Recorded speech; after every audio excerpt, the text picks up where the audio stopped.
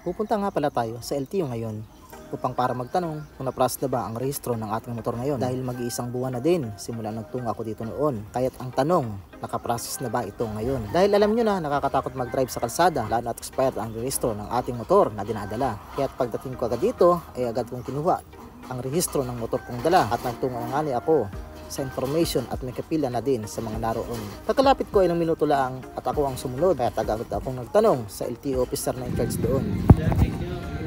Sir, good morning. Tanong ko lang rin kung nasa system na ba ng emission?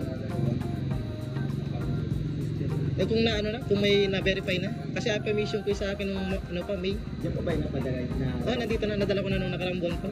I-check niyo po ay sa window 4. Window 4, sir. Salamat. After natin makausap ang in-charge officer na naroon, ay tinunong ko na ang window 4 upang itanong kung nakaprocess na ba ito ngayon.